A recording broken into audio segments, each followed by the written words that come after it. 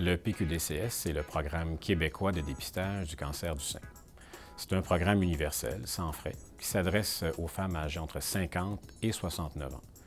Le but en est très simple, c'est d'effectuer un dépistage précoce par la mammographie du cancer du sein.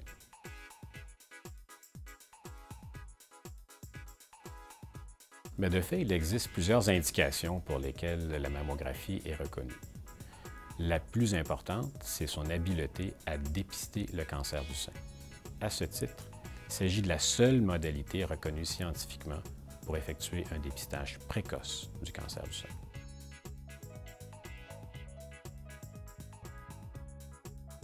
L'examen mammographique est un examen radiologique qui est simple et qui peut être parfois un peu incommodant pour la patiente. En fait, l'examen se passe en position soit assise ou debout. On comprime le sein, on produit 2 images de chaque sein. Ça permet de faire un examen soit en dépistage, la recherche du cancer, ou un examen diagnostique pour éclaircir un problème clinique.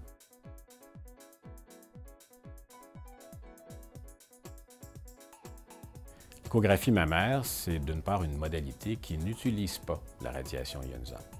L'échographie, ce sont des ultrasons. Donc, on va utiliser cette modalité pour faire le dépistage et le diagnostic de la plupart des conditions mammaires chez la jeune femme âgée de moins de 40 ans. On va également utiliser l'échographie comme examen complémentaire chez la femme qui a déjà bénéficié d'une mammographie et qui demande un complément d'examen pour mieux comprendre ou expliquer l'image mammographique.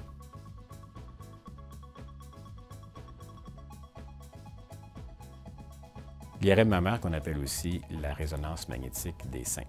En fait, c'est un examen qui, pour la plupart du temps, est utilisé à des fins diagnostiques. Un examen de seconde ligne, il vient après la mammographie, souvent après l'échographie.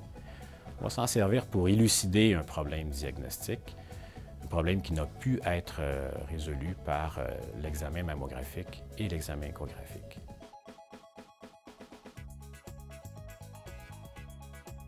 L'IRM mammaire va s'adresser à 2 groupes de femmes. Dans un premier cadre, à titre de dépistage.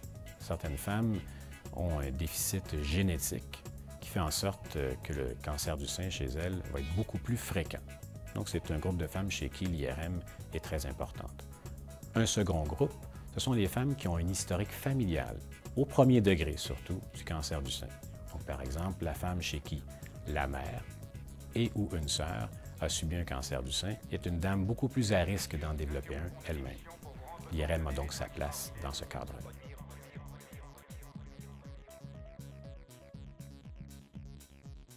Donc l'IRM, à titre diagnostique, ça le dit, vient après la mammographie et l'échographie.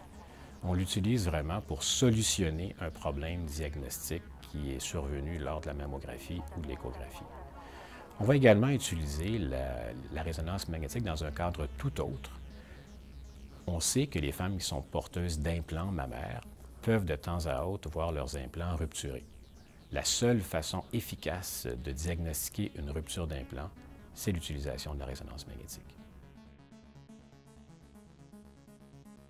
On doit retenir que la mammographie est le seul examen permettant un diagnostic précoce du cancer du sein et que grâce à l'utilisation régulière de la mammographie, on a réussi au cours des 20 dernières années à diminuer la mortalité par néoplasie du sein de près de 30 %.